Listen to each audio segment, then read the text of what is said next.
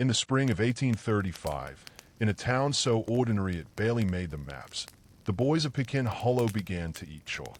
Not by accident, not out of hunger, and not because they'd mistaken it for sugar, as poor Reuben Hale once did in a famously short-lived pie incident. No, they ate chalk on purpose, because they believed it would make them look more romantic. Pecan Hollow was the sort of town you could sleep through without missing much. It had 2 churches, 1 schoolhouse, and a dusty main street where the wind did most of the talking.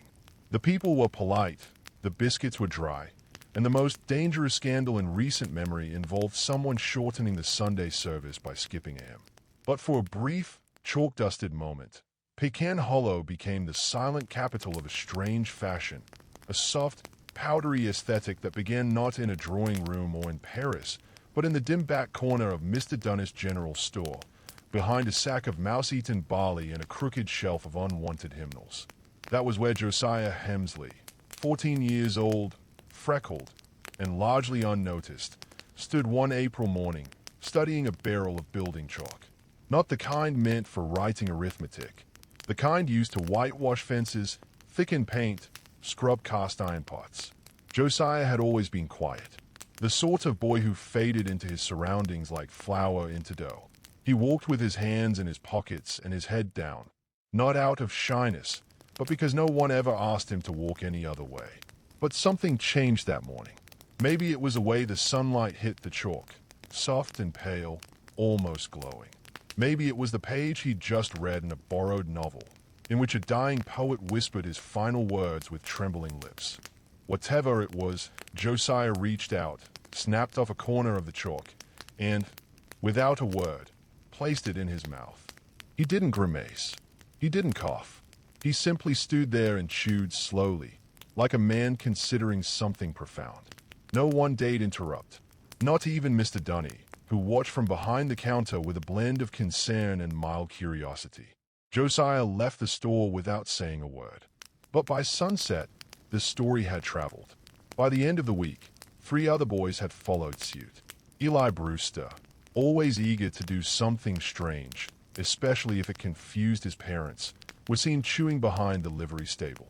Samuel Tuckett claimed it coated the tongue like holy dust and insisted he felt more ethereal. Henry Spivey, the preacher's son, declared that it made him look closer to heaven. Though to be fair, Henry also once believed putting potatoes in your socks could cure jealousy. But none of them really cared about the taste. What mattered was the look. Chalk left a certain residue in the mouth, not just on the tongue, but along the lips, the teeth, the corners of the smile. It created a white, ghostly sheen, subtle, but unmistakable, a look that said, this boy has been through something. And in 1835, looking pale, tragic, and half-dead was all the rage. The era had fallen in love with suffering, thanks to romantic poetry and imported novels filled with coughing lovers and moody artists. Being fragile had become fashionable. Boys didn't want muscles, they wanted melancholy. Girls admired delicate wrists and thoughtful silences. Pallor had become a kind of currency. Josiah saw it, and Josiah, quiet, chalk-eating Josiah, decided to become delicate. It didn't take long for the others to follow. Soon, the alley behind the old mill became their gathering spot. Pockets full of white sticks, conversations in low voices. They began to compare methods, chewing slowly versus crushing into powder, holding it under the tongue for a fainter look, mixing it with water to create a paste for under the eyes.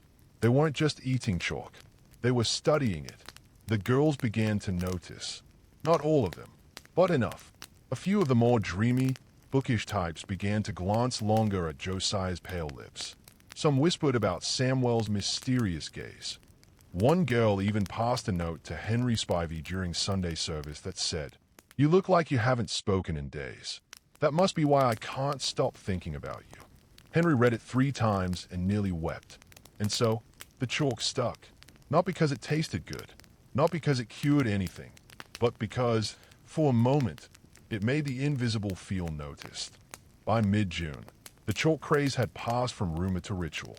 Boys who had once spent afternoons skipping stones or racing apple cores down the creek were now sneaking behind the schoolhouse, chalk sticks tucked carefully into their trouser pockets like contraband. They gathered in hushed groups, backs pressed to the red brick wall, chewing the brittle white sticks like they were holy relics or stolen candy. It wasn't about the taste. No one pretended it was.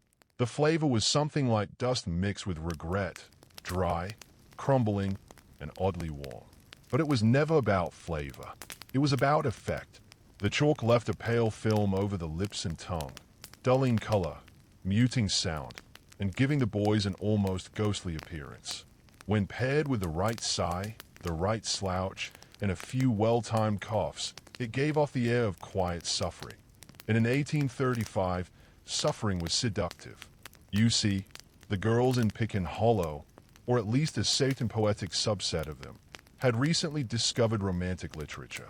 Mary Coles, daughter of the town clerk, had come into possession of a small box of British novels passed along by her cousin from St. Louis. These books contained consumptive heroes, artistic souls with tragic ends, and brooding boys who died slowly while reciting poetry to women who swooned into open windows. Mary, of course, shared these stories.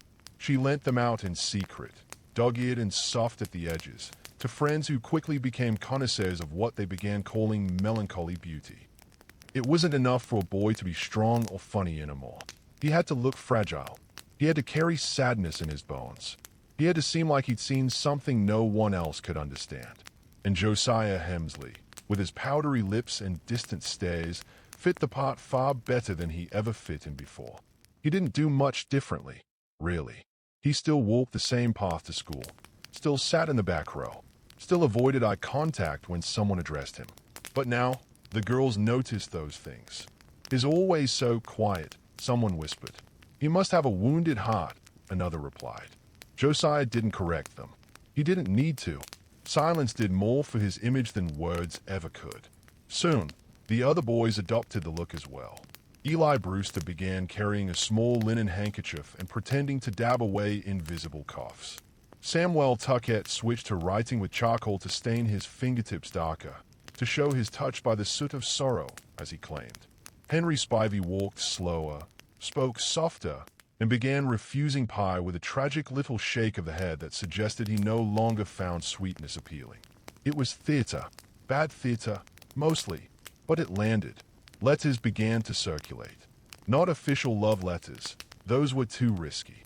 These were soft notes folded into fourths, slid into lunch pails and under pew cushions. One addressed to Josiah read, "You look like the final page of a book I've read in candlelight." He kept it in a small, rusted tin and read it every evening before bed. Another girl left a dried violet in Samuel's coat sleeve. Henry received a letter sealed with wax and written in fountain ink that said, "Do you write poems? Because I dreamt you were in one." The boys, of course, were thrilled. Though none of them had ever written a poem before, several immediately started. Even the teachers noticed the change. Miss Gallo, the literature instructor, remarked during grammar drills that the boys had grown oddly poetic and terribly pale. Mrs. Dulin confiscated chalk not just from the blackboards but from student desks and from behind their ears. She even caught Eli trying to grate chalk into his tea. The town physician, old Dr. Fletch, issued a letter to the school board titled "On the Digestive Unsuitability of Lime-Based Compounds." He was ignored. Reverend Spivey, embarrassed that his own son had been spotted rubbing flour under his eyelids, gave a fire and brimstone sermon titled "The Theater of the Flesh and the Poison of Pretended Pain." No one understood it, but everyone nodded solemnly just the same. And so, the ritual continued. The boys of Pecan Hollow became chalk eaters, not out of appetite, but aspiration. And the girls, dreamy, half skeptical, half smitten, fed the illusion with half smiles and secret notes.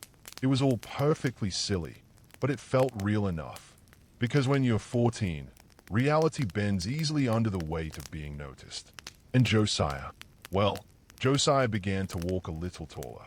Not confidently, no, that would ruin the aesthetic, but with the grace of someone who finally, for once in his life, meant something to someone, even if that meaning came with a stomachache. By early July, the boys were no longer just playing the part of the pained and poetic. They were competing for it. And the battleground, It wasn't the schoolyard or the back pew at church. It was suffering itself. It started innocently enough, if you can call faking consumption innocent. Eli Brewster showed up to class one morning with a limp he claimed was from emotional fatigue. He leaned against his desk like a wounded soldier, clutching a small copy of Byron that he had definitely not read. When Miss Gallo asked if he was feeling unwell, he replied softly, "Only in the soul." That was all it took. The stakes had been raised. By the following week, Henry Spivey had taken to wearing a black ribbon around his neck. He said it was in mourning for his lost innocence. No one knew what he meant by that, but the girls nodded solemnly, and he started receiving folded paper hearts decorated with pressed flowers and sad little doodles of gravestones labeled childhood. Josiah, not to be outdone, took things further. He stopped brushing his hair. He scribbled dark lines beneath his eyes with soot from the fireplace. He even stopped smiling, entirely, just in case someone mistook joy for emotional stability. His mother was alarmed. His father was confused. But the girls leaned closer. One of them, Lydia Munn, known for writing fan fiction about shipwrecked sailors and haunted harpists, declared Josiah the most tragic boy in Pecan Hollow. That was a title, an honor, a crown, and it came with responsibility. Josiah began to journal, not because he liked journaling, but because tragic boys always seemed to carry secrets. He filled a notebook with vague phrases like "the wind doesn't listen," and "the candle went out, but I kept reading anyway." No one asked what it meant. That was the point. Mystery was currency, and in the currency of mystery, Josiah had become quite wealthy. Meanwhile, Samuel Tuckett, desperate to maintain his spot in the hierarchy of heartbreak, invented a fictional cousin who had allegedly drowned in a mill pond while reading poetry aloud. He told the story often, adding new tragic flourishes each time. Eventually, the cousin had been holding a rose. Then, a locket. By the final version, the poor boy had slipped beneath the surface whispering "Goodbye, cruel beauty." No one questioned it. It was too poetic to be challenged. This arms race of aesthetic agony reached its peak one sweltering Friday afternoon during recess. The boys gathered beneath the shadow of the old sycamore tree, chalk dust in their pockets and melancholy in their posture. They took turns reciting original poems, or at least fragments of poems, hoping to impress the circle of girls who watched nearby while pretending not to. "The sun is cruel and hot," Eli muttered, wiping his brow. "So is longing," replied Henry, dramatically. "So is soup," added Samuel, before catching himself. Josiah, as usual, stayed silent. He didn't need to perform anymore. Silence was his performance. Still, he did have one flourish left. Reaching slowly into his coat pocket, he pulled out a small muslin pouch. It was stitched with red thread and sealed with wax. On the outside, in charcoal smudge, it read simply, "Voice for sale." The girls gasped. A few boys snorted, unsure if it was brilliance or nonsense. But Josiah didn't explain. He just placed the pouch on a stone and walked away, pale, silent, and unreadable. That evening, the story spread faster than a church fire. "Did you hear?" Someone whispered at the bakery. Josiah gave up his voice. Sold it for a heart that would never break. By dusk, the tale had mutated. He wasn't just silent, he was cursed. He wasn't just pale, he was fading. One girl swore she saw him vanish slightly when he turned sideways. Another claimed he no longer cast a shadow. It didn't matter what was true. It mattered that it felt true. And for a town that hadn't seen much change in a while, no war, no gold rush, no scandal more exciting than a broken fence or a barn dance gone late, Josiah became a kind of legend. A living myth. Of course, his mother just thought he was having a stomach issue from all the chalk. But Josiah knew better. He wasn't sick. He was important. For the first time in his life, he wasn't the invisible boy with nothing to say. He was the boy who chose silence. The boy who whispered without speaking. The boy whose heartbreak was so poetic, it didn't even need a backstory. And in the strange economy of 1835 Pecan Hollow, that made him rich. Josiah's silence became a kind of epidemic. Not because the other boys admired him, though some did. Not because they believed he was magical, though a few weren't sure anymore. but because attention, once it starts pooling in one corner of a room, tends to flood it. And by the end of that week, the flood had reached every boy between the ages of 11 and 15 who had ever sighed too loudly in a church pew or faked a limp during spelling recitation. The logic was simple, if strange. If one boy got noticed for swallowing sorrow, maybe two boys would get remembered for it. It started in the schoolyard, just after lunchtime, when Henry Spivey pulled a lump of white chalk from his pocket and held it aloft like a communion wafer. A few of the younger boys were playing marbles nearby, oblivious to the silent ceremony unfolding. Without saying a word, Henry bit into the chalk. Crunch! He winced, not because it hurt, but because he thought it should hurt. That was part of the drama. Josiah, seated nearby beneath the sycamore, didn't react, but his eyes flicked, just slightly. Henry felt victorious. The next day, Eli did the same, except he brought 2 sticks of chalk, one for each hand, and bit into both simultaneously as if he were a martyr being executed by snacks. By the end of the week, boys were sneaking into the school supply cupboard not to steal test answers, but to hoard the powdered white currency of their new emotional economy. The symptoms started slow. Mild stomach aches, white-stained lips, teeth that clicked together like porcelain. Miss Gallo suspected nothing. Or if she did, she chose not to intervene. She was too busy grading arithmetic tests and sighing into her teacup. One afternoon, a boy named Preston Ellie tried to eat an entire slate tile. He chipped a molar and was sent home early. His mother blamed it on fast handwriting and gave him a boiled egg. It wasn't just the boys who noticed, either. The girls were watching. Quietly, carefully. Some wrote poems about it, mostly bad ones, full of lines like his teeth were stars and sorrow and the white dust of longing. Others began sketching portraits of the chalk eaters, their faces gaunt and hollow-looking, their expressions strained and noble. A few girls even began offering their own bits of chalk as tokens, the kind used on embroidery samplers or pinned to Sunday school slates. Each piece passed between fingertips like a forbidden love letter.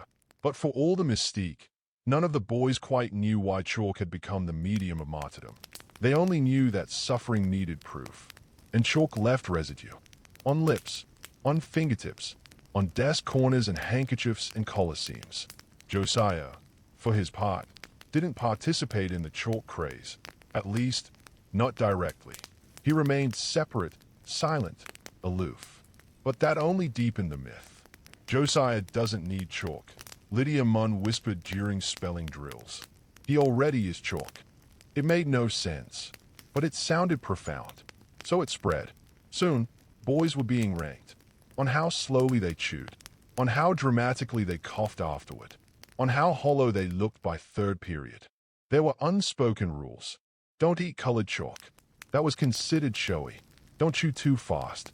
That suggested desperation. And whatever you do, never swallow in front of a teacher. Real pain is discreet.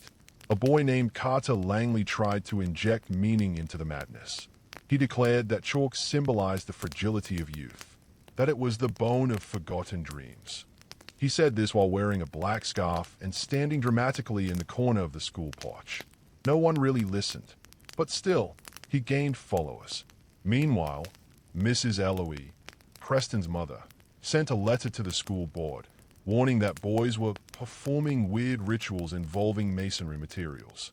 She didn't use the word cult, but she came close. She was largely ignored. This was 1835, after all. Boys were allowed, even expected, to go through phases. It was just that this particular phase involved slowly poisoning themselves with calcium carbonate. The town physician, Dr. Brew, eventually caught wind of it when 3 boys showed up to his office complaining of stomach cramps, all while smiling beatifically like they were saints on fire. He asked what they'd eaten. They shrugged. He asked again. One of them whispered, suffering. He prescribed cod liver oil and wrote a concerned note to the school. But nothing stopped it, because in that little window of summer, between planting season and harvest, between Sunday services and thunderstorm warnings, a strange truth had emerged. The more miserable a boy looked, the more poetic he seemed. And the more poetic he seemed, the more attention he got. And if chalk could accelerate that, could bleach the ordinary out of him, could stain him into legend. Well, what was one more bite? By late July, the chalk wasn't just being eaten. It was being written about. Girls began folding secret notes into their needle pont, passing them behind in books, or tucking them into the pockets of boys too stunned to respond. Some letters were just short poems. To the boy with the mouth of silence, who chews on sorrow and speaks in crumbs. Others were more direct. I saw you eat the yellow chalk. That was very brave. I hope your stomach is okay. It became a kind of schoolyard currency. Not who had the best grades or shiniest boots, but who had the most letters written about their melancholy. And not all letters were flattering. Some were scathing. Clarence only pretends to eat chalk. He puts it in his sleeve. He is not real pain.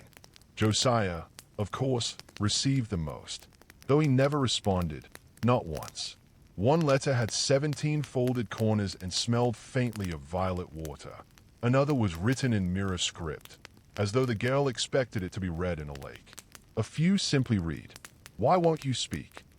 It was a fake question, because by now, Josiah had gone far past chalk. He had become an idea boys wanted to imitate, and girls wanted to unravel. There were stories. Some said Josiah had once sung a hymn so beautiful it made a widow faint. Others claimed he used to talk all the time, until a girl laughed at his poem and he swore never to speak again.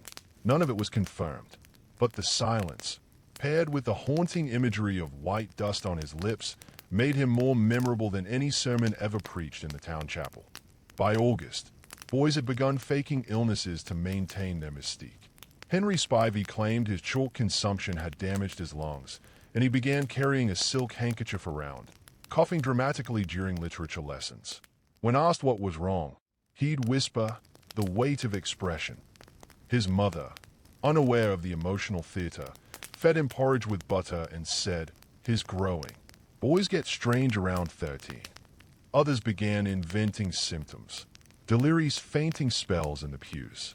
Sudden, artful nosebleeds during lunch. A particularly bold boy named Milton collapsed dramatically on the school steps and murmured, "I saw God," and he was holding a piece of chalk. No one believed Milton, but the performance earned him half a biscuit and a note from a girl that said, "Even liars get lonely." It wasn't long before the sickbed became a stage. Boys would lie in bed at home, propped up by embroidered pillows, waiting for visitors. If a girl dropped by with a Bible passage or a hand-sewn sachet, it was considered proof they had arrived. They were now tragic. Parents were confused. The boys weren't ill, exactly. They weren't well, either. They were somewhere between melancholy and melodrama, drifting through days with pale lips and solemn stays. Some mothers blamed it on newfangled fiction. Others blamed the humidity. A few quietly blamed Josiah. One father tried to stop the trend by standing up in church and declaring, "No son of mine will eat chalk in this town again." His son promptly ate a candle stub. The chalk economy adjusted. Supply was tightening. Teachers began locking their cupboards. General stores were selling out faster than ever, especially the softer kinds, less dusty, easier to chew. A black market emerged. Boys began trading. 2 hymn verses copied in each script equals 1 full chalk stick. A letter from a girl equals half a piece. A convincing cough plus pale forehead equals 1 nibble. Shared. In time, Josiah's name became a verb. To Josiah meant to perform your sorrow with dignity. To chew without complaint. To stare blankly into the distance while pretending not to notice who was watching you. Some boys tried too hard and were labeled false Josiahs. One was even caught hiding sugar cubes in his socks to make his breath smell sweet instead of dusty. He was excommunicated from the chalk circle for 2 days. But Josiah, he kept chewing. Or maybe he didn't. No one could tell anymore. He walked slower, sat straighter, seemed paler than ever. By now, even the adults had taken mild notice. One reverend asked his wife, "Do you think the boys are sad?" She replied, "No, I think they're being fashionable." He nodded. "That's worse." Still, no one intervened. Because in 1835, boys were supposed to become men by suffering in silence. And if that suffering looked poetic, even better. Chalk was just a symbol, a quiet protest. A powdery little rebellion in a world where feelings weren't meant to be shown. And the more the adults looked the other way, the louder the silence became. By the first rustle of September, the chalk-chewing craze had settled into something stranger, a quiet cult of silence. Josiah, still mute, now had followers. Some boys shadowed him after school, mimicking his slow gait, trying to copy how he laced his boots.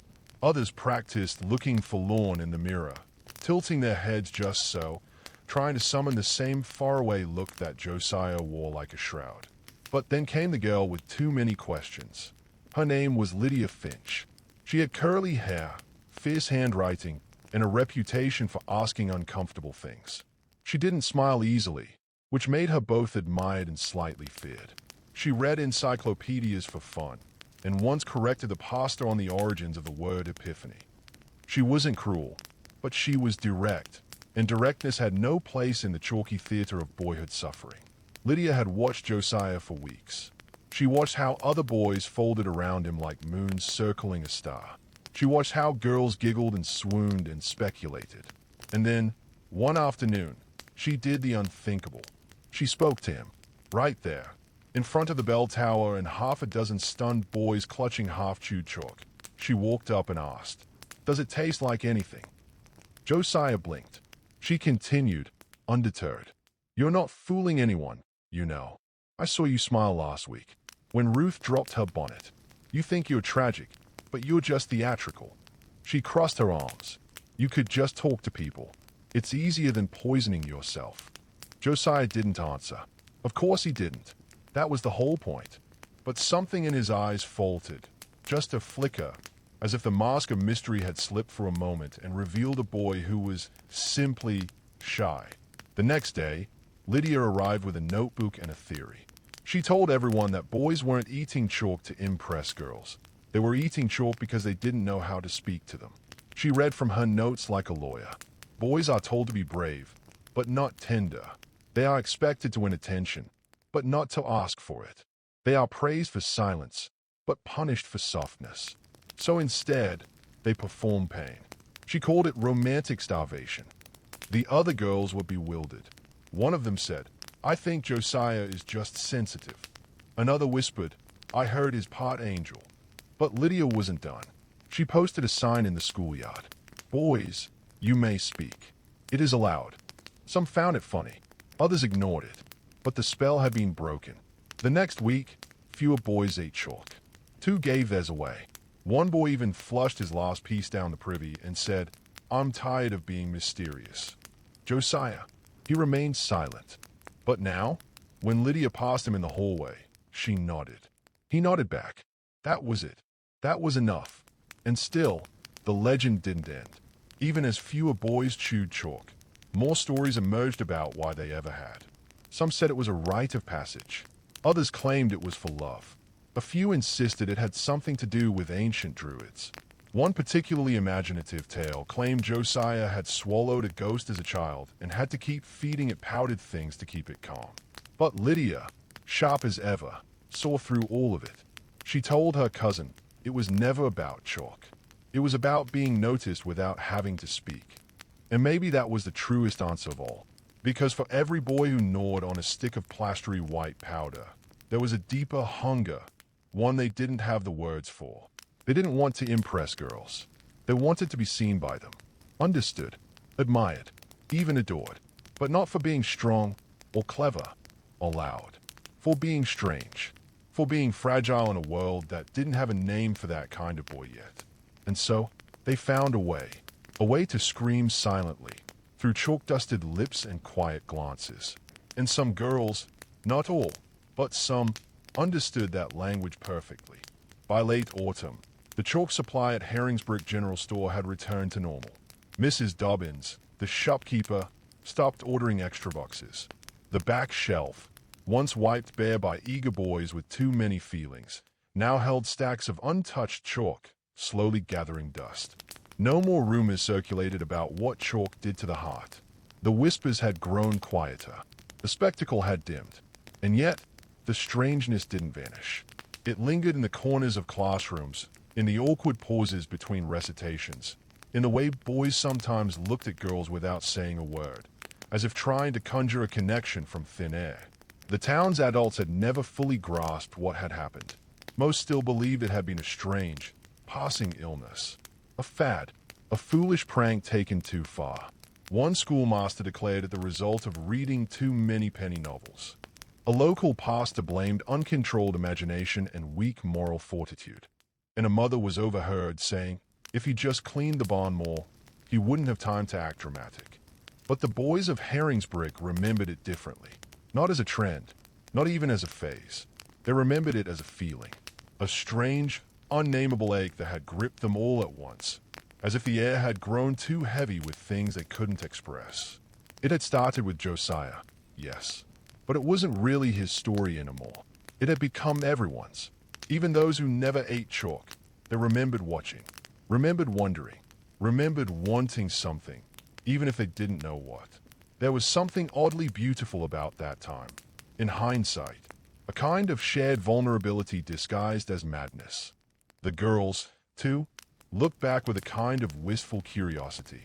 They remembered the notes slipped under desks, the shy glances, the utterly sincere, often ridiculous gestures of affection, all the more touching because the boys delivering them didn't know what they were doing. They were trying, and trying, in 1835, was a revolution in itself. But slowly, as all strange tides do, it ebbed. The winter brought snow. Snow brought boots and salt and sore throats and frost-stiffened fingers. The whole world took on a kind of sleepy gray stillness, and the chalk stories melted like breath on glass.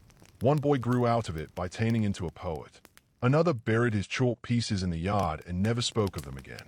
Josiah, he began humming, not speaking, not quite, just little fragments of tune under his breath. A lilt here, a trill there, as if testing the edges of his silence. Some said it was a sign. Others believed it was just music in his head finally leaking out. Lydia Finch didn't say much.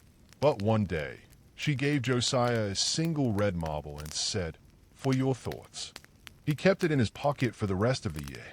Years later, long after the chalk had been forgotten, the town would remember that winter as unusually quiet. And yet, to those who'd lived it, it wasn't silence. It was listening. Because once you've known what it feels like to ache without words, you become a little more tender with others, a little more patient, a little more attuned to the tremble in someone else's voice, or the way they avoid your eyes when they're carrying something heavy inside. In that way, the chalk never truly disappeared. It settled into memory like sediment, soft and fine and nearly invisible, but always there. It became part of the mythos of Herringsbrick, whispered about in the library, hinted at during history lessons, even referenced by teachers when boys stared out the window too long. Is not daydreaming, is chewing chalk again. It became a metaphor, a shorthand, a soft, strange footnote in the dusty book of growing up. And for the boys who had lived it, there was comfort in knowing that for a brief, powdery moment in time, they had all felt something unexplainable together. Not love, exactly. Not rebellion. Not sadness, or hunger, or theater. Just longing. That secret, sacred ache of wanting to be seen. Not just for what they could say or do, but for what they were. Even if that thing was small. Even if it was strange. Even if it made no sense. That kind of longing leaves a mark. Not on the tongue, but somewhere deeper. And for those who dared to taste it, even in the form of powdered limestone, life was never quite as ordinary again. The chalk had long since vanished from the schoolyard shelves, but its legacy lingered in ways no one quite expected. The boys who once crunched on powdered limestone grew up. They grew out of the pale lips and dusty teeth, the secret notes and the silent performances. They learned to speak, to laugh, to stumble through conversations that once seemed impossible. But some part of that strange summer remained, a quiet lesson written not in books, but in memory. It was a lesson about being seen, not just as a body or a voice, but as a whole person, with all the awkwardness, fragility, and longing that entails. Josiah, who once swallowed silence like it was a medicine, eventually found his own way to speak. Not through words, Exactly. But through song and story and the gentle way he listened to others. Lydia Finch, the girl who dared to ask the questions, became a teacher, one who encouraged her students to speak their truths, however messy or quiet. And the town itself changed, ever so slightly. Parents became more patient with shy boys who didn't have the words yet. Teachers looked for the story behind the silence, instead of simply waiting for noise. Pecan Hollow, or Herringsbrick, depending on which dusty map you consult, never forgot the chalk epidemic. Because sometimes, history isn't just about battles and laws and grand events. Sometimes, it's about the little things, the whispered secrets, the strange rituals, the small acts of rebellion wrapped in white dust. Those small things tell us what it means to be human, to want connection, to seek meaning, to make sense of the world when words fail. And in those moments, even the most ordinary boys become poets. Even the quietest voices find a way to be heard. And even chalk, that humble powder once crunched in secret, can become a symbol of hope. A reminder that sometimes, to be noticed, we only need to dare to be fragile. Years passed, and the story of the chalk-eating boys of 1835 became a whispered legend, a curious footnote in the history of Pecan Hollow. Teachers told it as a cautionary tale to new students, warning of the dangers of pretending and performance. Mothers recounted it as a strange chapter in their children's youth, shaking their heads at the foolishness of adolescence. And the boys who had once crunched chalk, grown men now, often shared knowing smiles when the tale came up, each carrying their own quiet memories beneath the surface. But the story didn't truly end there, because the chalk was never really about chalk. It was about the longing to be seen, to be understood, to speak without words. It was a mirror reflecting the challenges of youth, the awkward dance of attraction, the hunger for connection, and the desire to be noticed without shame. Some historians, many decades later, would look back on this odd episode and see something deeper. A symbol of how society's expectations, to be strong, silent, and unyielding, often leave young hearts grasping for any sign of belonging. The boys' chalk ritual was a form of quiet rebellion, a poetic protest against a world that demanded courage but often stifled vulnerability. And the girls who watched, who wrote letters, who saw through the silence, they were part of that protest too. Together, they created a language of longing and attention that was messy, imperfect, but achingly real. In time, that language would evolve. New words would be found, new ways to express the fragile, the tender, and the unseen.